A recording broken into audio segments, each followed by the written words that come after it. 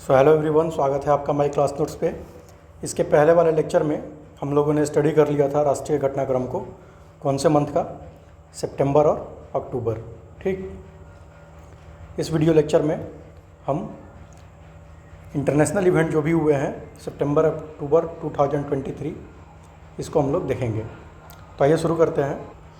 देखिए, फर्स्ट जो आर्टिकल है वो ये कह रहा है कि संघाई सहयोग संगठन का जो शिखर सम्मेलन हुआ है वो भारत की मेज़बानी में हुआ था और ये वर्चुअल तरीके से संपन्न हुआ है। ठीक, कौन सा शिखर सम्मेलन था? ये 23वां शिखर सम्मेलन था, 23वां। ठीक है, और भारत ने इसकी मेज़बानी की थी। 4 जुलाई 2023 को ये हुआ था। ठीक है, और अब इम्पोर्टेंट ये होता है कि भारत ने SCO यानी संघाई सहयोग संगठन इसके अध्यक्ष इसकी सदस्यता कब इसने की थी? अध्यक्षता इसने कब किया है? तो जो 2022 में इसका आपको पता है समरकंद में इसका शिखर सम्मेलन हुआ था SCO का। ठीक, वहीं पे जो अध्यक्षता है वो सौंप दी गई किसको? भारत को। ठीक, कहाँ है समरकंद? समरकंद है उज्बेकिस्तान में। ठीक, इसके बाद थोड़ा सा इसकी थीम देख लेते हैं हम। इसकी थीम थी सुरक्षित SCO की ओर, टुवार्ड्स सिक्योर SCO। ठीक है, ये थीम थी किसकी?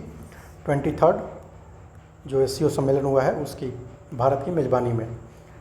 और अब SCO चूँकि न्यूज़ में आ गया है तो इम्पोर्टेंट क्या हो जाएगा? इम्पोर्टेंट हो जाएगा कि SCO के सदस्य कितने हैं। तो देखिए, SCO के सदस्य कौन कौन से हैं? SCO के सदस्य हैं रूस, ठीक, उसके बाद उज्बेकिस्तान, ठीक, फिर कौन होगा? चीन, कजाकिस्तान, इसके अलावा किर्गिस्तान, ठीक है, उसके बाद तजाकिस्तान और भारत, और इसके साथ साथ पाकिस्तान। तो ये पहले क्या थे? 8 मेंबर थे किसके? SCO के। लेकिन इसी सम्मेलन में ईरान को औपचारिक रूप से 9वें सदस्य के रूप में इनवाइट किया गया था। ठीक है, तो और कुछ इसमें इम्पोर्टेंट नहीं है, इम्पोर्टेंट बस इतना ही था। 9वें सदस्य के रूप में कौन सा? ईरान, भारत की मेज़बानी में हुआ है ये। ठीक है, और थीम क्या थी? टुवार्ड सिक्योर SCO, सुरक्षित SCO की ओर। चलते हैं अगले आर्टिकल की तरफ। अच्छा, देखिए, इसमें थोड़ा सा और एड ऑन है। क्या क्या है? एक तो आप ये देखिए कि संघाई सहयोग संगठन के जितने भी सदस्य हैं उनमें द्विपक्षीय व्यापार सबसे ज़्यादा हमारा किसके साथ होता है? चीन के साथ होता है। ठीक, और चीन के साथ हम व्यापार में क्या है? व्यापार घाटे में है। ठीक, कारण आपके सामने दिख रहा है, क्योंकि हमारा जो आयात का परसेंटेज है वो बहुत ज़्यादा है एज कम्पेयर टू निर्यात।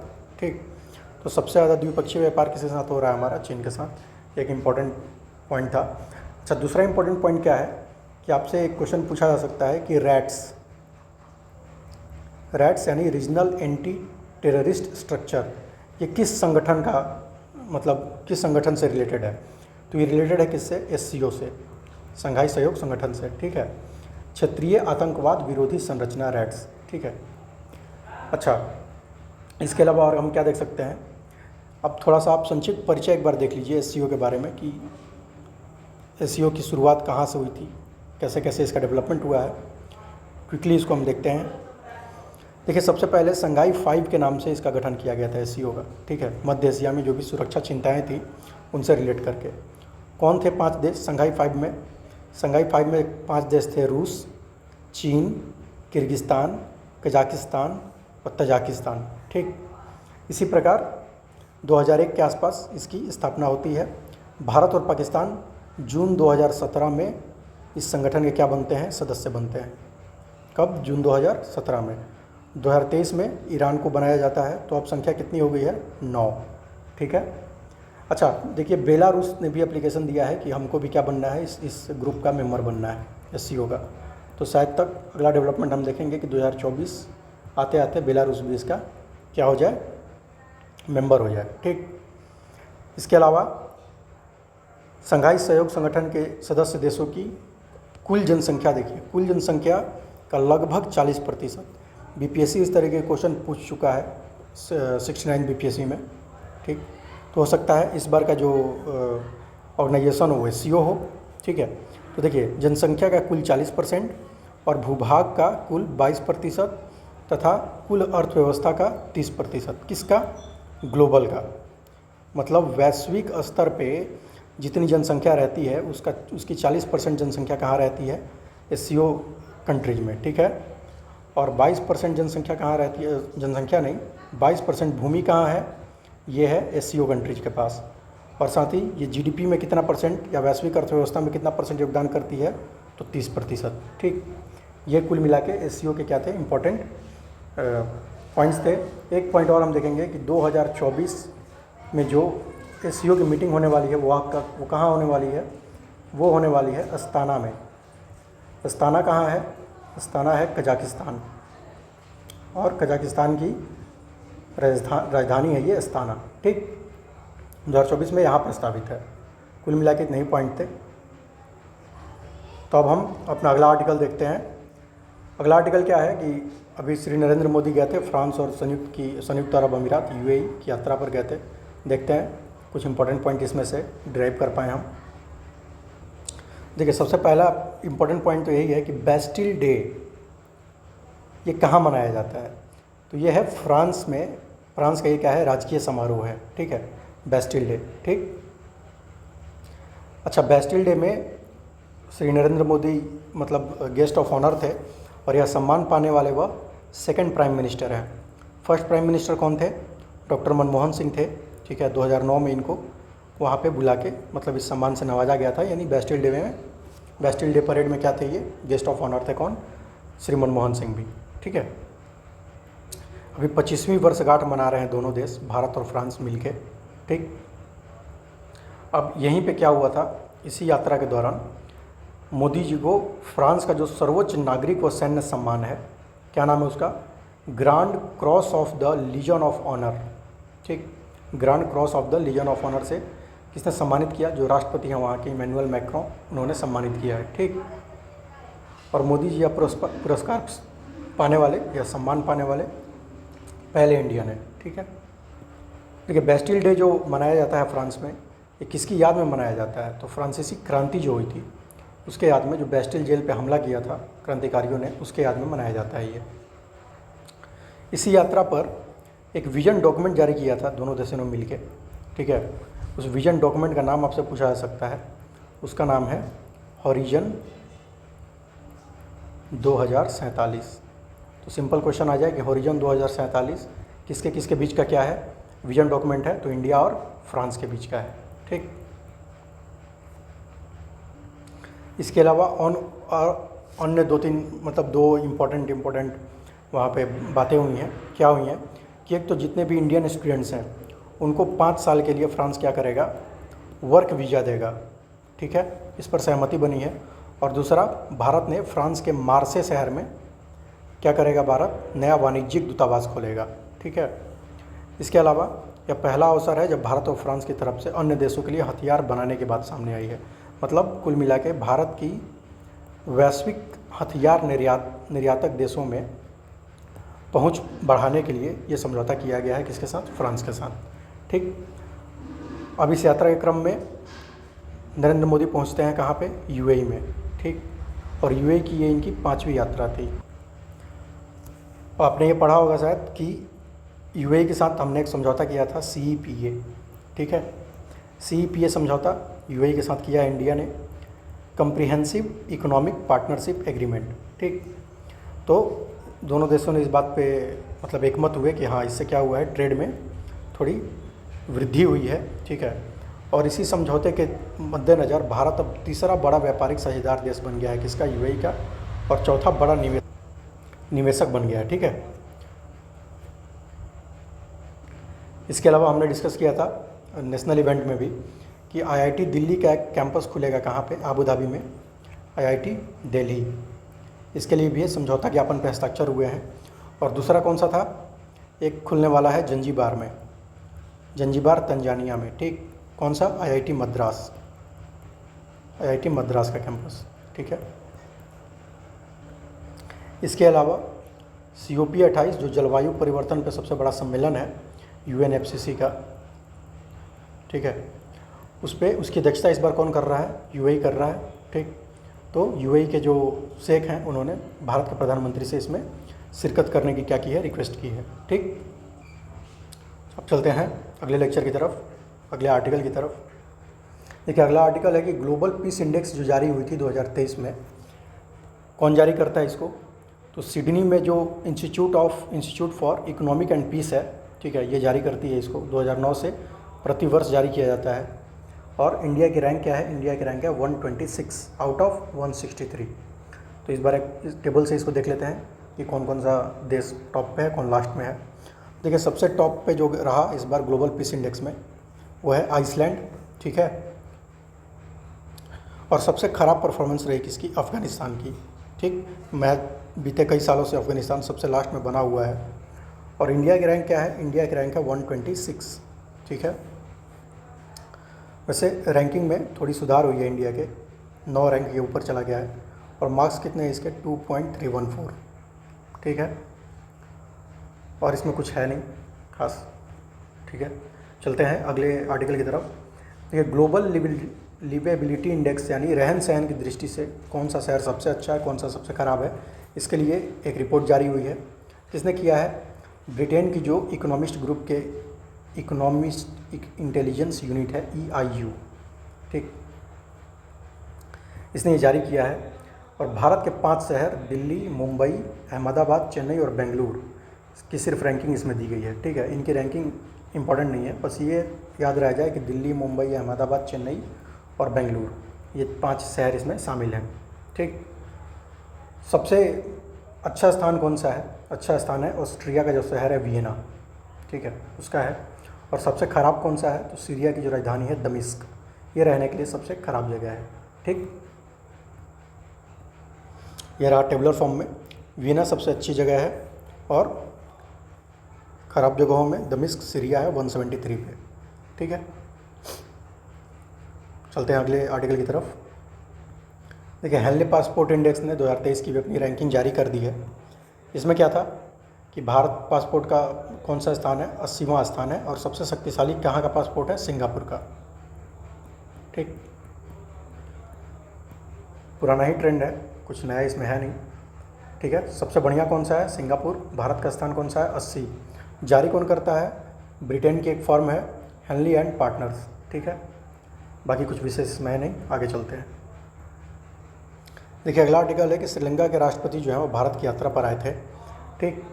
इसमें कुछ ज़्यादा विशेष इंपॉर्टेंट तो नहीं है बस, लेकिन 2-3 चीज़ें ऐसी हैं जो कहीं और भी हो सकती हैं। जैसे एक तो देखिए कि श्रीलंका ने क्या किया है कि भारत की जो पड़ोसी प्रथम नीति है, ठीक है, इसको अप्रिसिएट किया है। और सागर पहल, तो इसमें इम्पोर्टेंट, इस आर्टिकल में इम्पोर्टेंट क्या था कि सागर पहल को थोड़ा हम देख लें। क्या है ये? Security and growth of all in the region, अर्थात क्षेत्र में सभी की सुरक्षा और विकास, मतलब हिंद प्रशांत क्षेत्र में, ठीक, उसको समर्थन दिया है। तो सिंपल क्वेश्चन पूछा जा सकता था कि सागर क्या है? सागर पहल। तो इसके लिए बस ये देखा हमने, ठीक। अच्छा एक थोड़ा सा और इम्पोर्टेंट है कि तमिलनाडु का जो नागपट्टिनम है, तमिलनाडु का कौन सा? नागपट्टनम शहर, ठीक। और श्रीलंका का काके सतुरई, ठीक, इन दोनों के बीच फेरी सेवा चलाने का निर्णय लिया गया है, ठीक है। मतलब एक नाव है बेसिकली जो चलेगी यात्रियों के आवागमन के सुविधा के लिए, ये डिसीजन लिया गया है। और हैं कौन? श्रीलंका के राष्ट्रपति। तो श्रीलंका के राष्ट्रपति हैं, ये दिख रहे हैं आपको, श्री रनिल विक्रमसिंघे, ठीक है। देखते हैं अगला आर्टिकल। देखिए नेक्स्ट आर्टिकल है कि भारत द्वारा म्यांमार की सैन्य सरकार के साथ सामान्य संबंध बनाए रखने के संकेत। तो कहने का मतलब है कि आपको पता है कि म्यांमार में सेना ने तख्ता पलट कर दिया था। जो आंग सान सू की थी, कौन? वहाँ की लोकतंत्र समर्थक है आंग सान सू की। इनके मतलब क्या बोलते हैं, इनके लीडरशिप में जो चुनाव हुए थे, ठीक है, उसको सेना ने अमान्य करते हुए वहाँ तख्ता मतलब जो शासन है उस पर कब्जा कर लिया था। तो भारत चूँकि लोकतंत्र समर्थक देश है, इसलिए थोड़ा बहुत संबंधों में तनाव खिंचाव तो आ ही जाता है। लेकिन भारत ने इस बार म्यांमार के साथ एक संतुलित अप्रोच बनाने की नीति अपनाई है, कि ताकि जो म्यांमार की सैन्य सरकार भी है उसके साथ भी हमारा डायलॉग टूटे ना, उसको हम कंटिन्यू करें। ठीक, तो इस लिहाज से जो 2023 में बैंकॉक में मेकांग गंगा सहयोग के मंत्रियों की बैठक हुई थी और बिम्स्टेक में जो विदेश मंत्रियों की बैठक हुई थी, ठीक है, इसमें भारत और म्यांमार दोनों ने क्या किया था, मतलब न सिर्फ पार्टिसिपेट किया बल्कि भारत ने म्यांमार के लोगों के साथ बातचीत भी की, जो उनके ऑफिशियल डेलीगेशन थी उसके साथ। ठीक, और ध्यान क्या देना इसमें कि भारत और म्यांमार ये दोनों मेकांग गंगा सहयोग और बिम्स्टेक दोनों के क्या हैं, पार्टनर हैं, मतलब सदस्य हैं। ठीक, अच्छा देखिए, म्यांमार हमारे लिए इम्पोर्टेंट इसलिए है कि एक तो हमारी जो 1600 किलोमीटर लंबी जो रेखा है, बॉर्डर लाइन, ठीक है, ये क्या है, खुली हुई है, लगती है उसके साथ, म्यांमार के साथ। उसमें से कई जगह से क्या है, ये खुली हुई है। तो जैसे असम का जो उल्फा उग्रवादी समूह है, ये क्या इंडिया में पहले मतलब गड़बड़ी करके और ये म्यांमार भाग जाते थे। ठीक है, अभी भी कई सारे जो नॉर्थ ईस्ट में जो इंसर्जेंट ग्रुप हैं वो क्या करते हैं, गड़बड़ी फैला के और भाग जाते हैं। जैसे अभी 2024 में मणिपुर में जो हिंसा हुई थी, ऐसी आशा है कि इसके जो गड़बड़ करने वाले लोग थे, ये म्यांमार में जो इन लोगों ने कैंप बना रखा है, ठीक है, वहाँ से इन लोगों ने सपोर्ट किया था मणिपुर हिंसा में को भड़काने के लिए। ठीक, तो हमारे अपने सुरक्षा कारण हैं, ठीक है, जिसके चलते हमें म्यांमार से संबंध ज़्यादा मतलब बना के रखना पड़ रहा है। ठीक, बाकी और कुछ है नहीं इस आर्टिकल में। नेक्स्ट आर्टिकल हम देखते हैं, मेकांग गंगा सहयोग की जो 12वीं मंत्री स्तरीय बैठक हुई है, कहाँ हुई है, बैंकॉक में। देखिए, मेकांग और गंगा ये दो नदियों के नाम से मिलकर बना है। एक नदी है मेकांग, दूसरी है गंगा। गंगा भारत में प्रवाहित होती है और मेकांग जो प्रवाहित होती है वो होती है चीन, उसके बाद थाईलैंड, ठीक, फिर कौन सा आएगा, लाओस, म्यांमार, कंबोडिया और वियतनाम।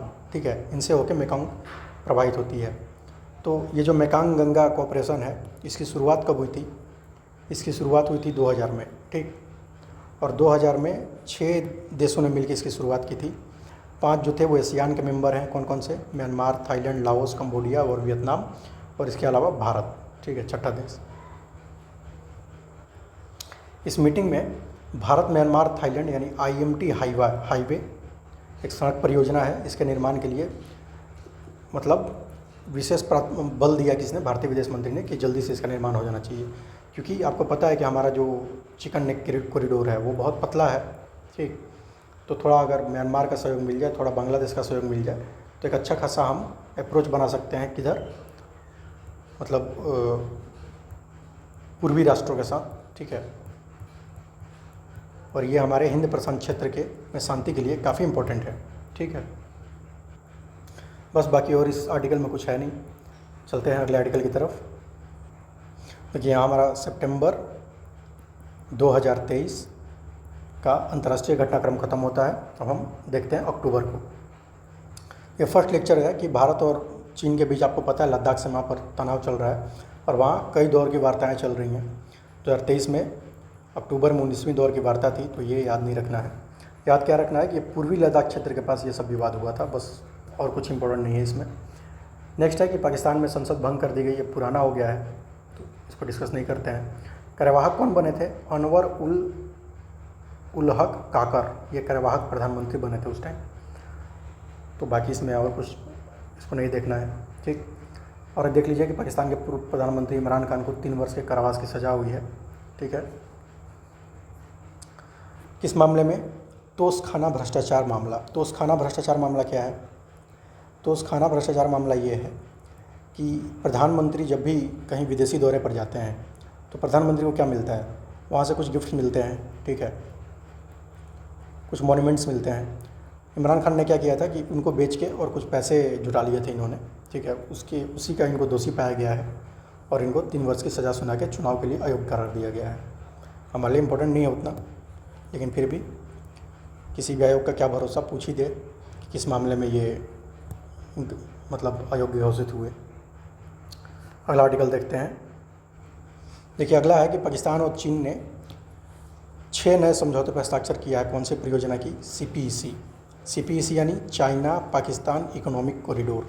ठीक, आपको पता है कि ये जो पाकिस्तान ऑक्यूपाइड कश्मीर है, उससे होके गुजरता है CPEC।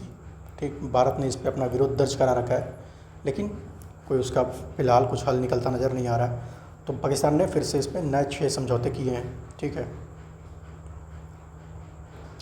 और कुछ नहीं है इसमें इम्पोर्टेंट। अब देखते हैं अगला आर्टिकल। देखिए, एक इम्पॉर्टेंट लेक्चर ये है कि जो पश्चिम अफ्रीका का देश है, कौन सा, नाइजर में सैन्य विद्रोह हुआ और उसके जो राष्ट्रपति थे बजौम, ये गिरफ्तार कर लिए गए। तो ये थोड़ा सा न्यूज़ में आ गया तो इम्पोर्टेंट हो जाता है। तो सबसे पहले तो इसकी राजधानी देखिए, तो इसकी राजधानी कहाँ है? इसकी राजधानी है नियामे। ठीक है, नियामे या नियाम्बे, जो भी बोल दीजिए, नाइजर की राजधानी।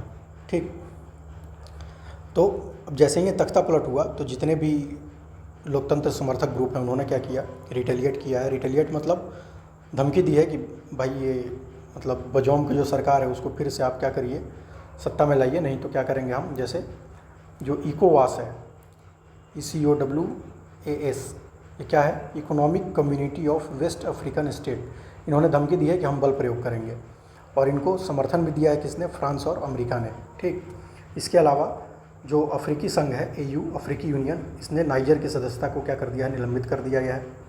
ठीक, ध्यान ये रखना है एक और चीज़ कि नाइजर कैसा है, लैंडलॉक्ड कंट्री है, भू आवेष्टित देश है, मतलब इसकी कोई भी सीमा समुद्र से नहीं लगती। ठीक है, और ये नाइजर जो है वो लंबे समय तक किसका उपनिवेश रहा था, फ्रांस का। मेरे ख्याल से अब इसमें इतना ही इम्पोर्टेंट है, इससे अधिक कुछ नहीं पूछा जाना चाहिए। ठीक है, चलते हैं अगले लेक्चर की तरफ, अगले आर्टिकल की तरफ। देखिए, अगला जो आर्टिकल है वो क्या है कि ब्रिक्स का 15वां शिखर सम्मेलन हुआ है, कहाँ पे, जोहान्सबर्ग में हुआ, ये दक्षिण अफ्रीका में। ठीक, ब्रिक्स के कितने मेंबर हैं, 5, ब्राज़ील, रूस, भारत, चीन और दक्षिण अफ्रीका। ठीक है, 2021 में इसकी अध्यक्षता किसने की थी, भारत ने की थी। 2023 में कौन कर रहा है, दक्षिण अफ्रीका। ठीक, इसमें इम्पोर्टेंट क्या है कि इसमें 6 नए देशों को शामिल करने की बात कही गई है। ठीक है, मैंने 6 नए मेंबर इसमें शामिल होंगे, तो कुल सदस्य संख्या कितनी हो जाएगी, 11 हो जाएगी। कौन कौन से वो देश हैं, वो है अर्जेंटीना, दक्षिण अमेरिका का एक देश है। ठीक, फिर ईरान, इसके अलावा अफ्रीका से इथियोपिया,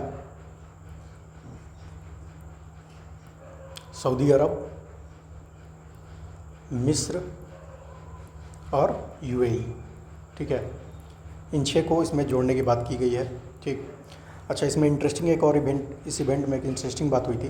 वो क्या हुई थी कि जो आपको पता है कि शिखर सम्मेलन है, मतलब प्रत्येक देश के जो सर्वोच्च लोग हैं, यानी जो एग्जीक्यूटिव हेड हैं, वो जाएंगे इसमें।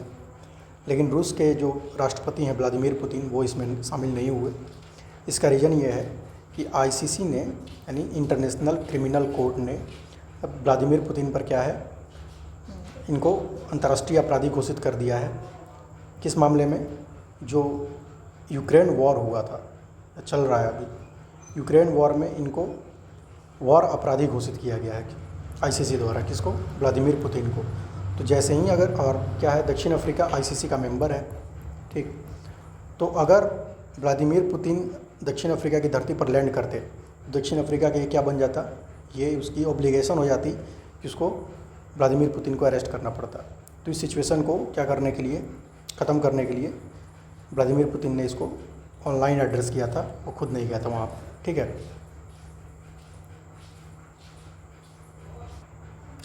अब इस सम्मेलन में वही बातें हुई कि जैसे एक इंडिया का जो इनिशिएटिव है, इंटरनेशनल बिग कैट्स अलायंस। ठीक है, इसमें क्या है, शामिल होने के लिए देशों से आह्वान किया गया है।